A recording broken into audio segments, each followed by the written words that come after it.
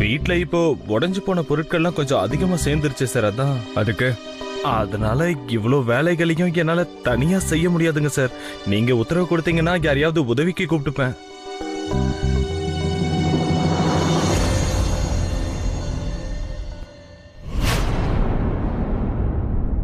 வேற யாரையோ கூப்பிட வேண்டிய அவசியம் என்ன இருக்கு? இவனை கூட்டிட்டு போ. இவனும் நம்மளோட வேலைக்காரன் தானே? ஆரியான், நீ போய் கிரிதருக்கு உதவி செய். உங்க உத்தரவை ஆரியன் நிறைவேற்றுவான். இந்தா அந்த உடைஞ்சது எல்லாத்தையும் இதில் அள்ளி போடு. சரியா? பரத்வாஜ் குடும்பத்துல சித்தார்த் மகாராஜா மாதிரி இருந்தாரு. ஆனா இங்க இவரை வேலைக்கார மாதிரி வேலை வாங்கிட்டு இருக்காங்க.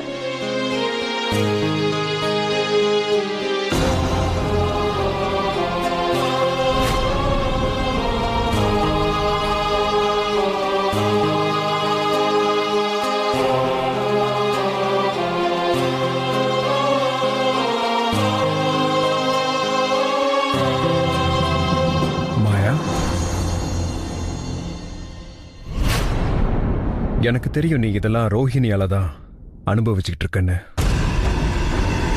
நீ காட்டுல உன்னோட நாகத்தோட நிம்மதியா வாழ்ந்துகிட்டு இருந்த. ஆனா ரோஹிணி பிரச்சனைகளை உண்டாக்கி உன்னோட நிம்மதியை பறிச்சுட்டா இல்ல? எல்லார் கண்ணையும் கட்டி மாயா ரோஹிணியானா. இறுதியா மாயா தொலைச்சது சித்தார்த் மட்டும் இல்ல, கூடவே சேர்த்து நாகமணியும். நீ வேணா என்கிட்ட சொல்லாம இருக்கலாம், ஆனா எனக்கு தெரியும் சித்தார்த் பரத்வாஜ் இந்த மாதிரி எனக்கு அடிமையா இருக்கிறத பார்க்க உனக்கு ரொம்ப கஷ்டமா இருக்குல்ல? நான் சொல்றது சரிதானே? நேரம் எப்படி மாறிடுச்சு பார். ஒரு காலத்துல நீ உன்னோட நாகமணியோட சக்தியை வச்சு பரத்வாஜ் குடும்பத்தை உன் இஷ்டம் போல ஆட்டி படைச்ச.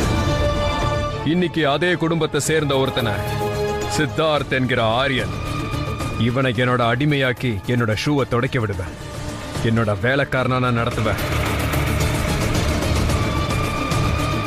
உன்கிட்ட ஒரு உண்மையை சொல்லட்டா? இந்த மாதிரி பண்றதுனால எனக்கு சந்தோஷமா இருக்கு. எனக்கும் அந்த குடும்பத்துக்கும் என்ன பகன்னு நீ தெரிஞ்சுக்க விரும்பினல? சொல்லவா? சரி, இதெல்லாம் அப்புறமா கூட பேசிக்கலாம். முதல்ல நீ எனக்கு இதை பத்தி சொல்லு. ஒருவேளை நான் உனக்கு உன்னோட மணியை திருப்பி கொடுத்துட்டேன்னா நீ என்ன பண்ணுவ? என்ன சித்திரவதை பண்ணி கொள்ளல?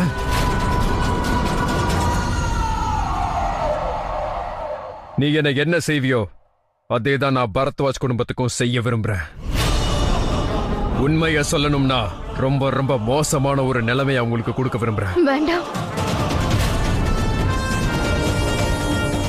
இந்த நல்ல காரியத்தோட ஆரம்பம் இன்னிலிருந்து.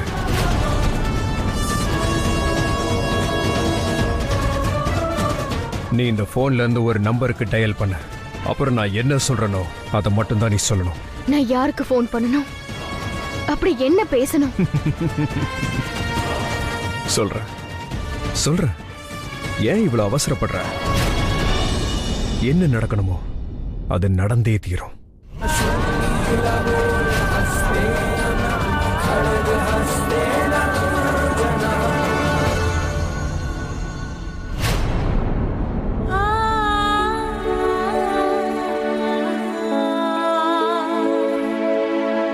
அம்மா தாயே, ரோஹிணியோட பிரச்சனையை போக்குறதுக்காக நான் இப்ப என் முகத்துல சிரிப்புங்கிற முகமுடிய போட்டிருக்கம்மா.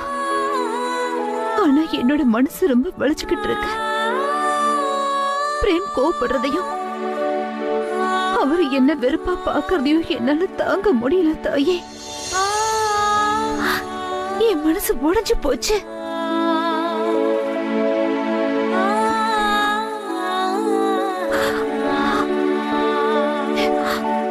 உங்களுக்கு நல்லா தெரியும்ல பிரேம்னா எனக்கு எவ்வளவு பிடிக்கும். அவரு மட்டும்தான் என் வாழ்க்கைன்னு நான் வாழ்ந்துகிட்டு இருக்கேன்.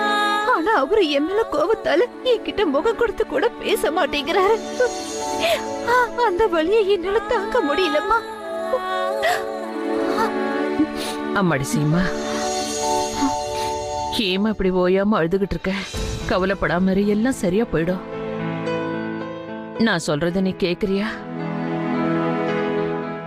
அந்த அம்மனோட பாதத்துல இருந்து தாலி எடுத்துக்க, கழுத்துல போட்டுக்குமா. இல்ல பெரியத்த, இனிமே நான் இந்த தாலிய பிரேம் கையால மட்டும்தான் போட்டுப்பேன்.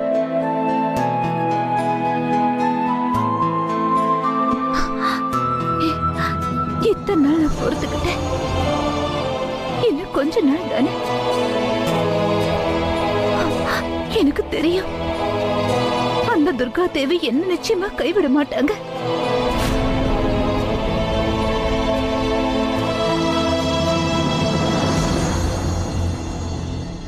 சீமா, சீமா நீங்க டென்ஷன் ஆகாதீங்க. ஏன்னா பிரேம் ரொம்ப நேரமா எங்க போனாருன்னே தெரியல. அப்படின்னா நானும் பெரிய பாட்டியும் ரொம்ப நேரமா ட்ரை பண்ணிட்டு இருக்கோம். ஆனா அவனுக்கு லைன் கிடைக்கல. நாங்க என்ன நினைச்சோன்னா அவனுக்கு உண்மையை சொல்லாமலே பேசி விஷயத்தை புரிய வைக்கலாம்னு. ஆனா ஒருவேளை அந்த ராய் பகதூருக்கு தெரியாம ரோகிணியை நாம மறைச்சு வைக்கணும்னு எடுத்த முடிவு பிரச்சனையாயிட போகுது. ஐ மீன், ரோகிணியை காணோங்கிற கோவத்தாலையும் டென்ஷனாலையும் பிரேம் உணர்ச்சி வசப்பட்டு எடுக்கிற முடிவு ஏதாவது விபரீதமாகிட போகுது. இல்ல அமர், அப்படி எதுவும் நடக்காது. நிச்சயமா பிரேம் அந்த மாதிரி எந்த முடிவும் எடுக்க மாட்டாரு.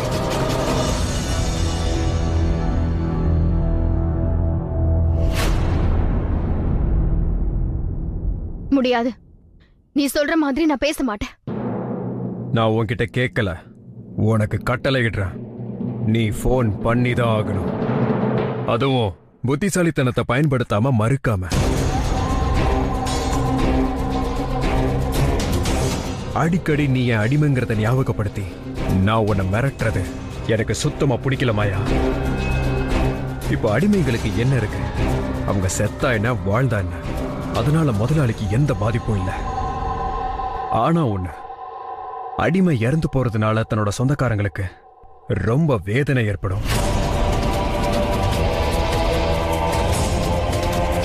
அதே மாதிரிதான் இந்த அடிமையும். எனக்கு எந்த அக்கறையும் இல்லை. ஒருவேளை இவனுக்கும் ஏதாவது ஆச்சுன்னா அப்போ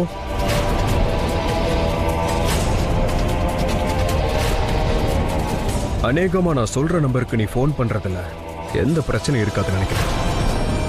இல்லைன்னா வேற வழி இல்லாம என்னோட அடிமைய ஏன் வழியில வேலை செய்ய சொல்லி கட்டளையிட வேண்டியதா இருக்கு.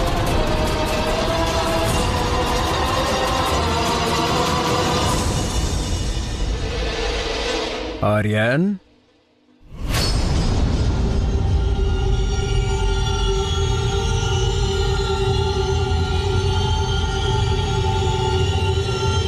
உன்னோட வாளை வெளியேடு.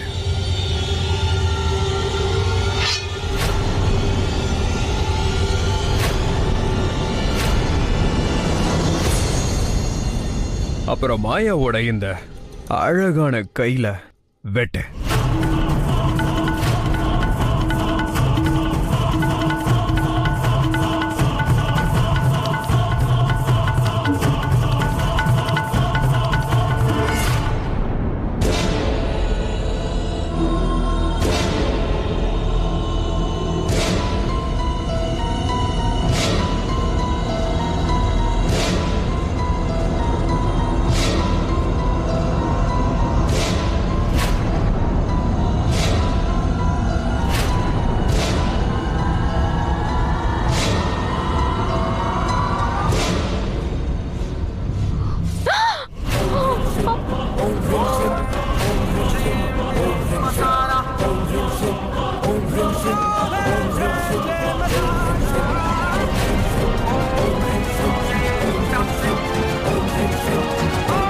சபாஷ் ஆரியன், குட் பாய்.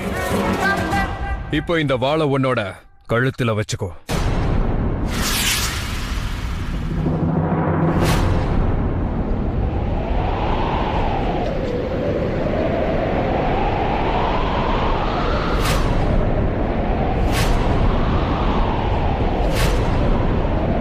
நான் 3 எண்ணினதும் இந்த வாளை வச்சு உன்னோட கழுத்தை குத்திக்கும்.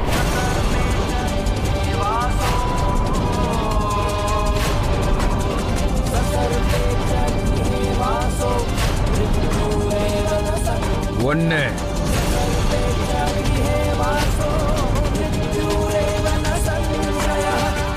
2,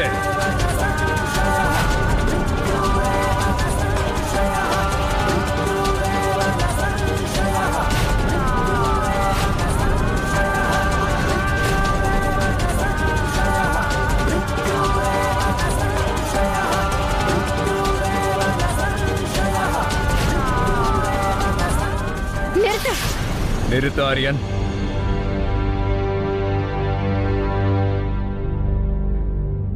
மரணத்துக்கிட்ட போய் திரும்ப வந்துட்டான். இப்போ உனக்கு நம்பிக்கை வந்துருச்சுல்ல, என்னோட அடிமை எது வேணாலும் செய்வான்னு. அதனால நான் என்ன சொல்றேனோ அப்படியே பண்ண. இதுலதான் உன்னோட நன்மை இருக்கு.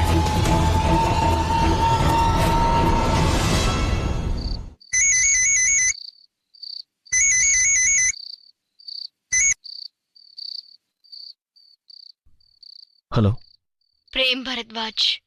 ஆமா சொல்லுங்க. நான் உங்களோட நல விரும்பி பேசுறேன்.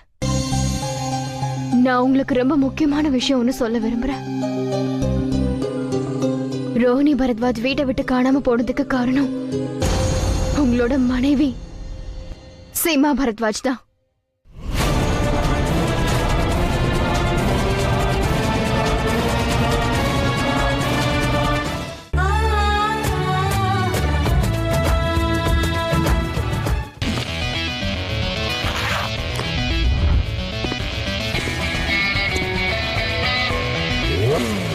உற்சாகம். சொல்லுங்க. நான் உங்களோட நல விரும்பி பேசுறேன். நான் உங்களுக்கு ரொம்ப முக்கியமான விஷயம் ஒன்று சொல்ல விரும்புறேன். ரோஹிணி பரத்வாஜ் வீட்டை விட்டு காணாம போனதுக்கு காரணம் உங்களோட மனைவி சீமா பரத்வாஜ் தான்.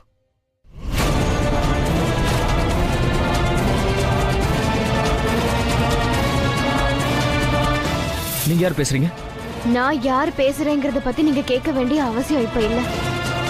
இப்போதைக்கு நான் சொல்றத மட்டும் கேளுங்க. ரோஹிணி உங்க மனைவியோட தொல்லை தாங்க முடியாமதான் உங்க எல்லாரோட வாழ்க்கையும் விட்டு ரொம்ப தூரம் போயிட்டா. ஒருவேளை நீங்க உங்க மனைவிக்கு மட்டும் சொல்லி புரிய வைக்கலனா ரோஹிணி திரும்ப வர முடியாத இடத்துக்கு உங்க எல்லாரையும் விட்டுட்டு ஒரேடியா போயிடுவா. அதனால நீங்க உங்களோட மனைவியை தடுத்து நிறுத்துங்க. இல்லனா தேவையில்லாம உங்களோட மனைவி சீமாவால மொத்த பரத்வாஜ் குடும்பமும் கஷ்டப்பட வேண்டியது இருக்கும். Excuse me. அப்புறம் இன்னொரு விஷயம், எந்த உண்மையை கண்டுபிடிக்கணும்னு உங்க மனைவி எவ்வளவு முயற்சி எடுத்துட்டு இருக்காங்களோ உண்மையிலேயே அந்த மாதிரி எந்த உண்மையும் இல்ல. அதெல்லாம் அவங்களோட பிரம்ம தான். இத நீங்க தடுத்தே ஆகணும். இல்லனா ஹலோ ஹலோ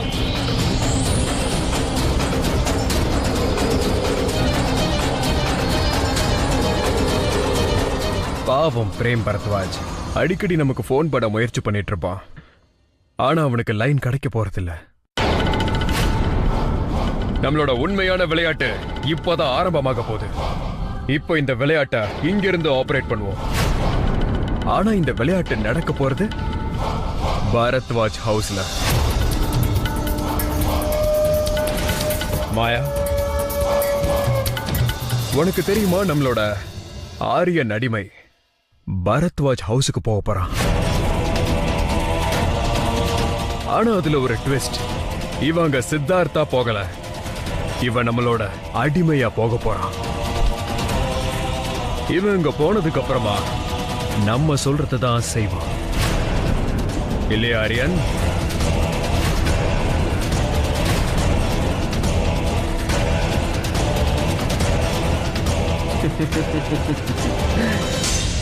எனக்கு இந்த பரத்வாஜ் குடும்பத்தை நினைச்சாலே ரொம்ப பரிதாபமா இருக்கு.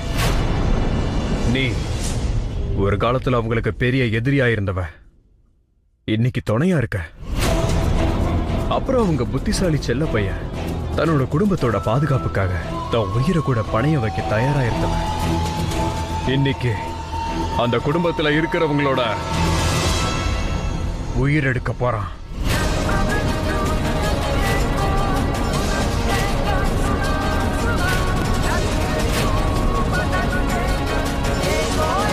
இப்ப ரோகிணியை தேடணும்னா எங்க போய் தேடுறதுன்னு தெரியலையே. நான் என்ன சொல்றேன்னா போலீஸ்ல கம்ப்ளைண்ட் கொடுத்துருங்க. எதுக்கு போலீஸ்ல கம்ப்ளைண்ட் கொடுக்க வேண்டிய அவசியம் என்ன இருக்கு?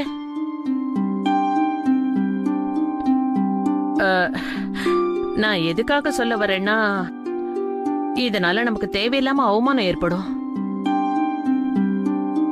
அந்த அம்மன் நமக்கு கண்டிப்பா நல்ல வழியத்தான் காட்டுவாங்க. அக்கா, இதுல புரிஞ்சிக்க வேண்டிய விஷயம் என்னன்னா, நாம ரோஹிணியை மட்டும் தேடல, அப்புறம் பிரேமியும் தேடி ஆகணும். பாவம் பையன் கோவத்துல எங்க போயிட்டானோ என்னமோ, அவனுடைய மொபைல் கூட ஆஃப் பண்ணி வச்சிருக்கான்.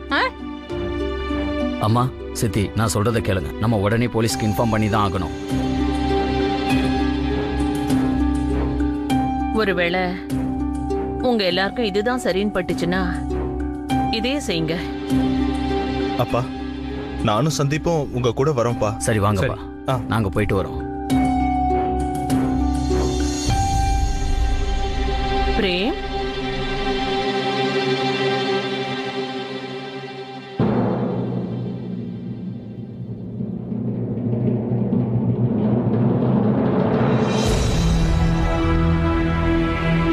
ரோஹிணி பரத்வாஜ் வீட்டை விட்டு காணாம போனதுக்கு காரணம் உங்களோட மனைவி சீமா பரத்வாஜ் தான்.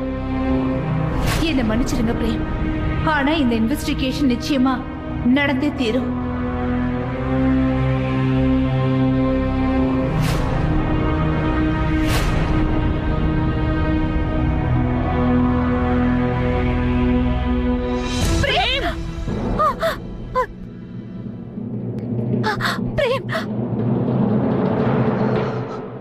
என்ன தொடாத சீமா.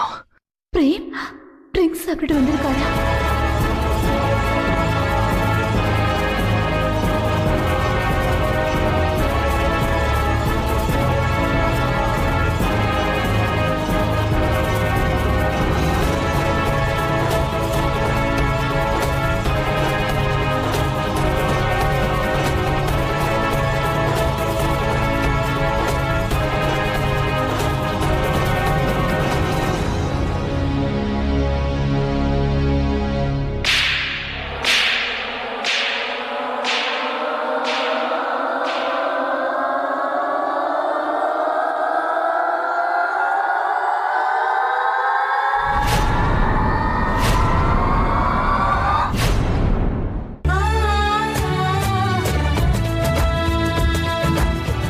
உங்கள் கூந்தலுக்கு 20 வினாடிகள் மட்டும் கொடுங்கள். அதை மெல்ல பிரித்து சிடுக்கெடுத்து இப்பொழுது தலை சீவுங்கள். முன்பை விட அதிகமாக எனக்கும் வெக்கமா தான் பாருங்க. யார் இத்தனை நாளா இந்த குடும்பத்தை பார்த்துக்கிட்டாங்களோ அவங்களே இந்த குடும்பத்தை அழிக்கிறதுக்கு கிளம்பிட்டாங்க.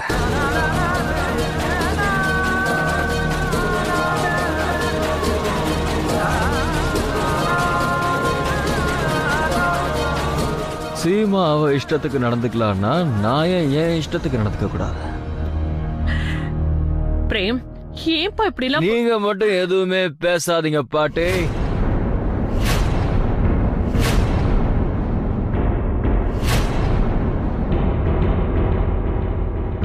அந்த அம்மன் இருக்காங்களே, அவங்களே வந்து உங்ககிட்ட சொன்னா கூட இந்த சீமா பண்றது தப்புன்னு நீங்க ஒத்துக்கவே மாட்டீங்க பாட்டி.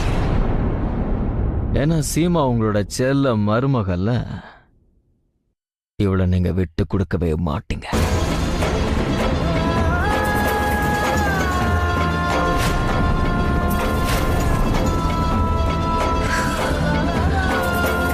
இன்னைக்கு அம்மா படுத்த படுக்கையா இருக்காங்க. ஆழ்வா சாவான்னு போராடிட்டு இருக்காங்க. ரோகிணி யார்கிட்டயும் சொல்லாம இந்த வீட்டை விட்டே வெளியே போயிருக்கா. இதெல்லாம் யாராலன்னு உங்களுக்கு தெரியுமா? உங்களோட செல்ல மருமக உங்க சீமாவால மட்டும்தான் நடந்திருக்கு பாட்டி.